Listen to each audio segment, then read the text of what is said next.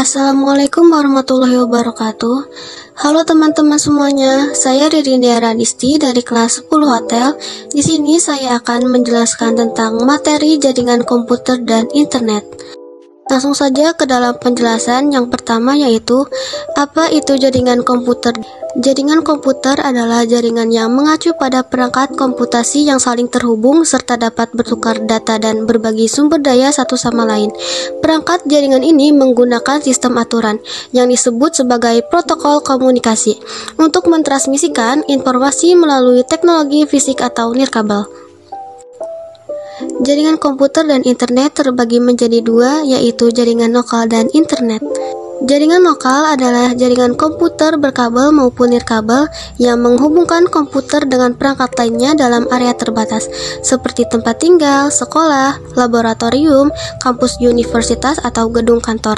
Setiap perangkat atau komputer yang terhubung dalam jaringan lokal akan memiliki ID unik yang berbeda satu sama lainnya dan disebut alamat IP atau IP address, misalnya 192,168,0,1.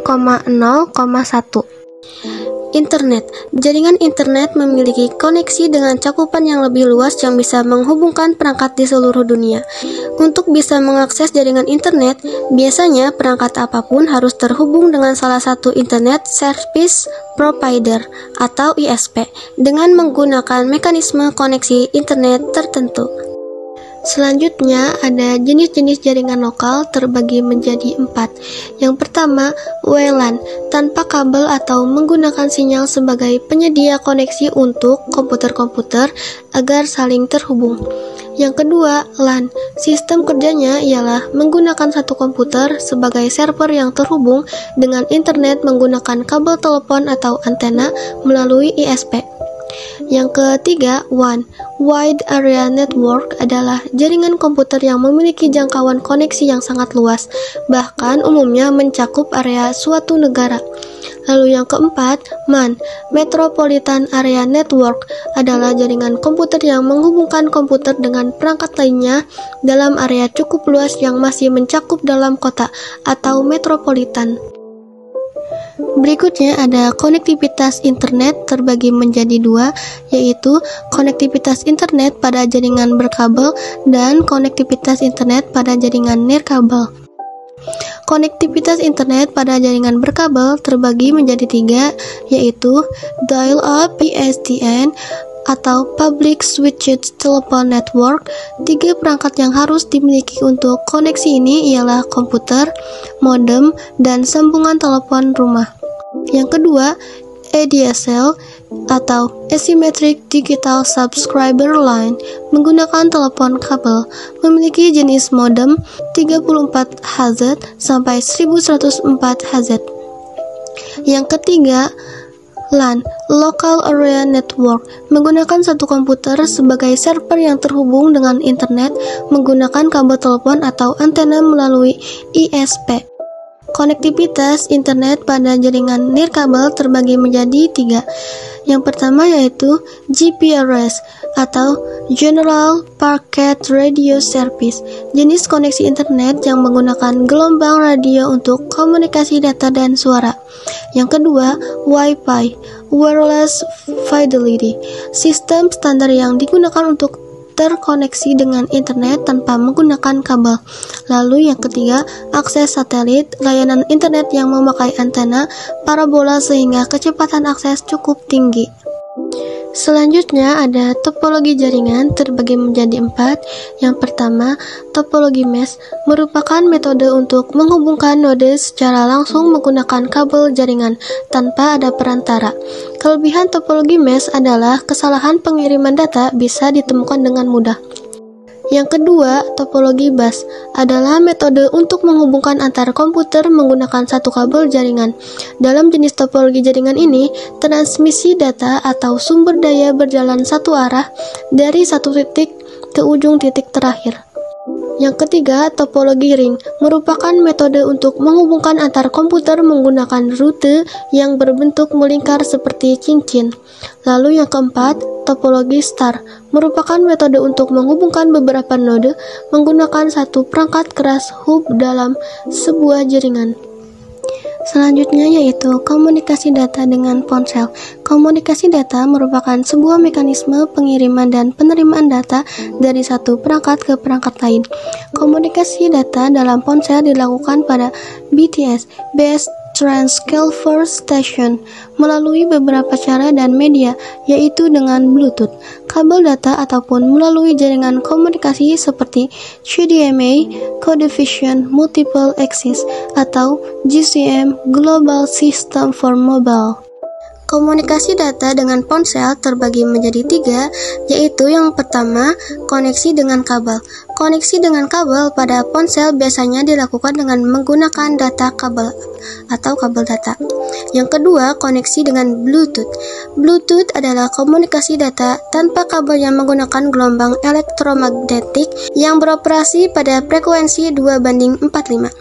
Lalu yang ketiga, koneksi dengan Wi-Fi, jenis koneksi yang banyak digemari karena bandwidth-nya yang besar dan hemat energi baterai. Selanjutnya yaitu jaringan komunikasi pada ponsel terbagi menjadi 6. Yang pertama, GPRS atau General Packet Radio Service merupakan jaringan internet pada ponsel yang memiliki kecepatan antara 35 sampai 171 kilobyte per second.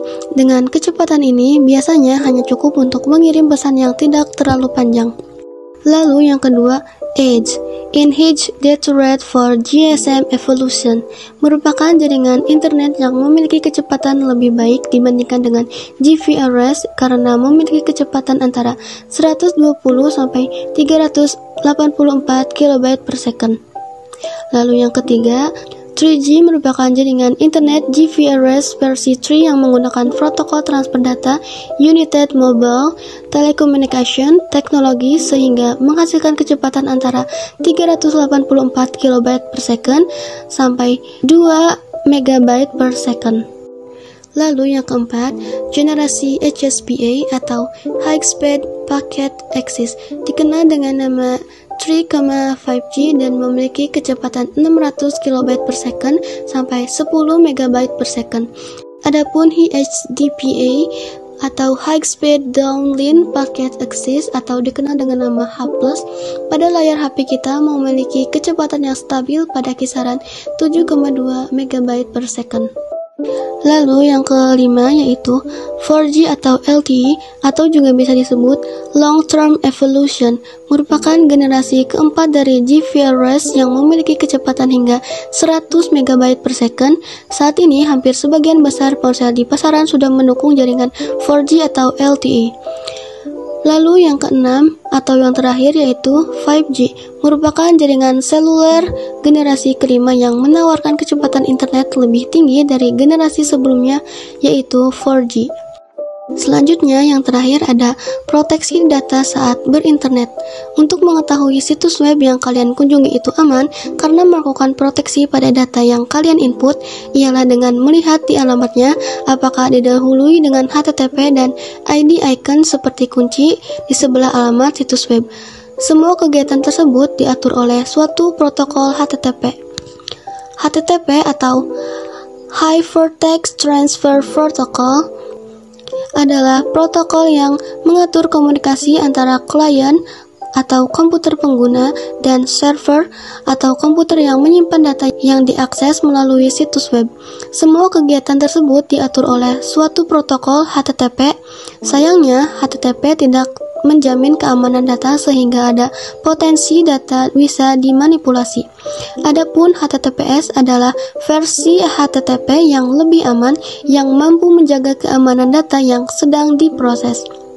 Teknologi enkripsi berbasis HTTPS dinamakan SSL yang merupakan singkatan dari Secure Socket Layer.